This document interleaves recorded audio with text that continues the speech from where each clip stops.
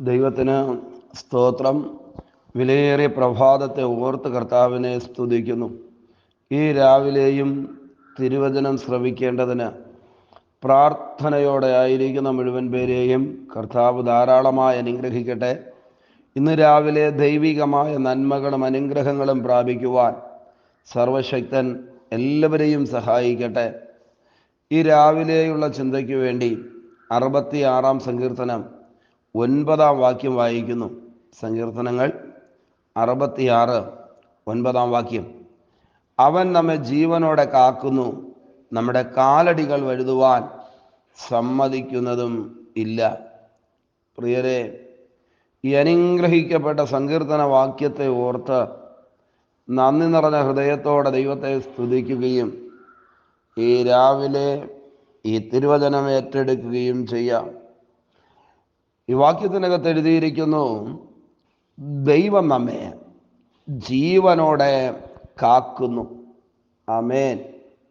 ഇല്ലാതാക്കി കളയേണ്ടതിന്, തകർത്ത് കളയേണ്ടതിന്, നശിപ്പിക്കേണ്ടതിന് പ്രാണന് വിരോധമായി പിശാച് വിരോധരേഖകൾ എഴുതി കാത്തിരിക്കുമ്പോൾ ഈ വാക്യം അത്ഭുതകരമായി എഴുതിയിരിക്കുകയാണ്. ദൈവം നമ്മെ ജീവനോടെ കാക്കുന്നു.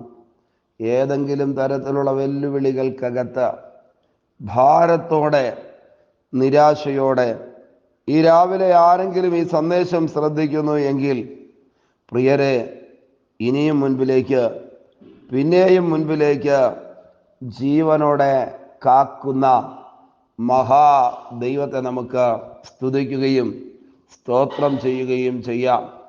ജീവന് വിരോധമായി മരിച്ചാൽ മതിയെന്ന് പറഞ്ഞ സാഹചര്യങ്ങളുടെ സമ്മർദ്ദം കൊണ്ട് വേദനകളുടെ നടുവിൽ പാർക്കുന്ന ആരെങ്കിലും ഇന്ന് രാവിലെ ഈ സന്ദേശം ശ്രദ്ധിക്കുന്നു എങ്കിൽ ഞാൻ പറയാം, തീക്ക് ഭക്തന്മാരുടെ തലമുടിയെപ്പോലും കെടുത്തിക്കളയുവാൻ കഴിഞ്ഞില്ല എങ്കിൽ, സിംഹങ്ങൾക്ക് കേടുവരുത്തുവാൻ കഴിയാതെ സിംഹത്തിൻ്റെ കൂട്ടിനകത്ത് ജീവനോടെ ദാനിയേലിനെ സൂക്ഷിച്ചു എങ്കിൽ, പ്രിയരെ, പത്മോസിൻ്റെ പ്രയാസമായ കടുകട്ടിയായ സമയങ്ങളിൽ യോഹന്നാനെ ജീവനോടെ സൂക്ഷിച്ച ദൈവം പ്രതികൂലങ്ങളെ മാറ്റി, പ്രതിസന്ധികളെ മാറ്റി, മരണകരമായ അവസ്ഥകളെ മാറ്റി ഇന്ന് രാവിലെയും ഈ തിരുവചനത്തിനകത്ത് എഴുതിയിരിക്കുന്നു, ജീവനോടെ കാക്കുന്നു.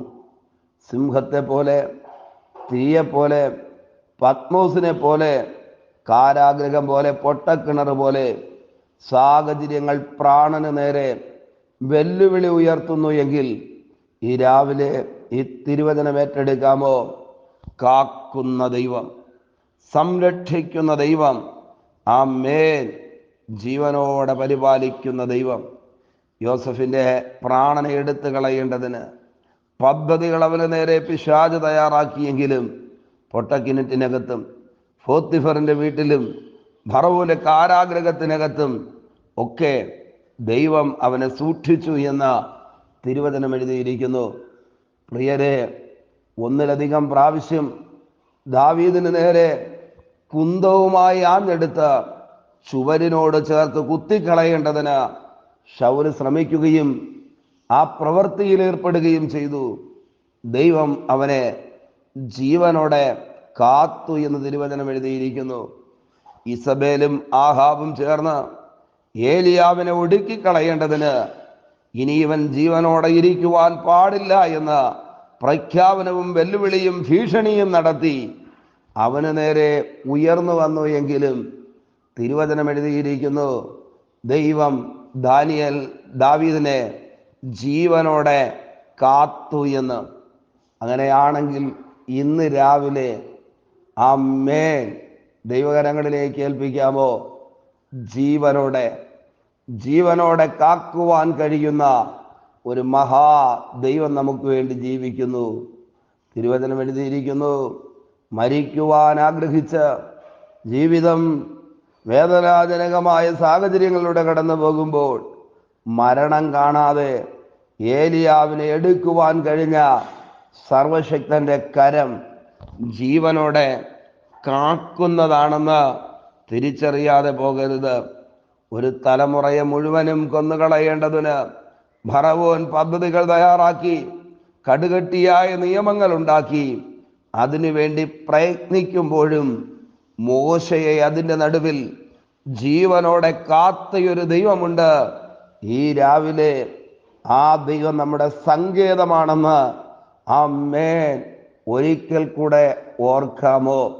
മിസ്രയീം കൂടാരത്തിനകത്ത് ഒരു ഭാഗത്ത് സംഹാരം നടക്കുമ്പോൾ മറുഭാഗത്ത് തൻ്റെ ജനത്തെ ജീവനോടെ കാക്കുവാൻ കഴിഞ്ഞ മഹാദൈവം ഈ രാവിലെ നമുക്ക് വേണ്ടി ജീവിക്കുന്നു. ഈ വാക്യത്തിനകത്ത് എഴുതിയിരിക്കുന്നു, അവൻ നമ്മെ ജീവനോടെ കാക്കുന്നു.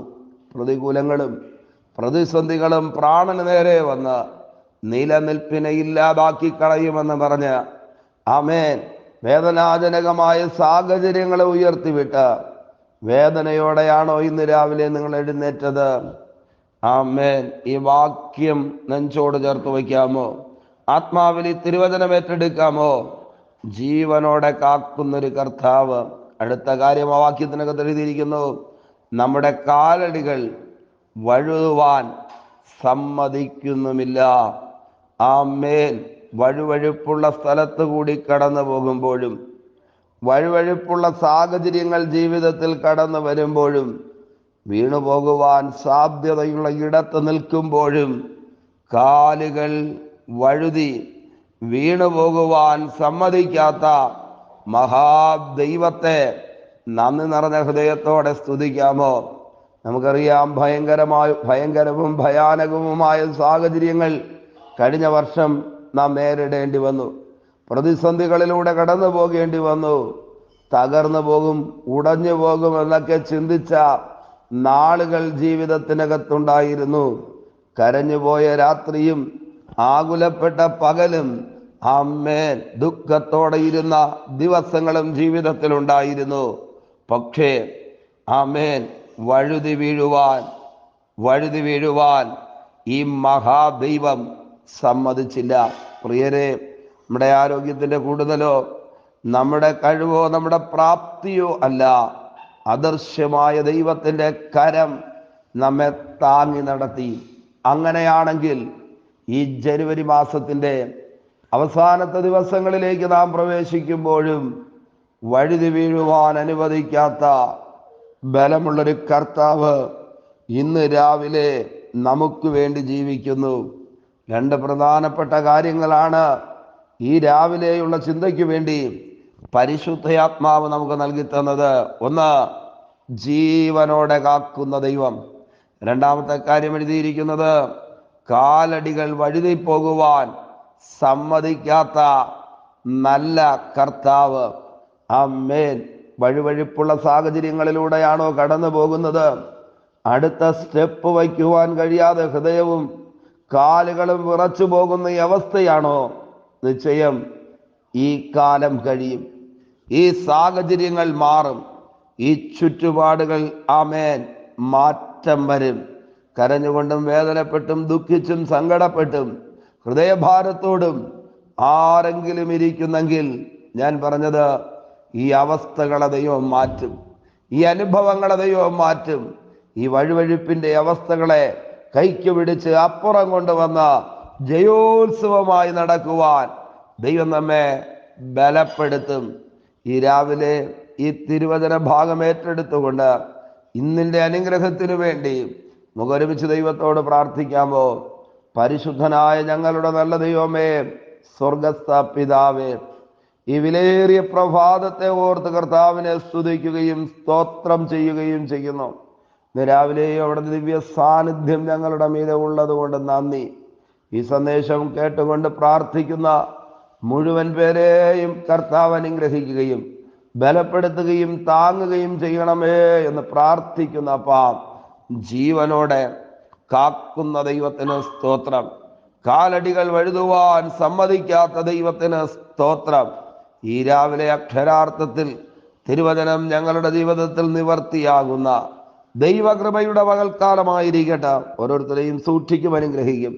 യേശുവിൻ്റെ നാമത്തിൽ പിതാവേ, ആമേൻ. ആമേൻ. Okay, God bless you. ദൈവമായ കർത്താവ് എല്ലാവരെയും ധാരാളമായി അനുഗ്രഹിക്കട്ടെ. ആമേൻ, ആമേൻ.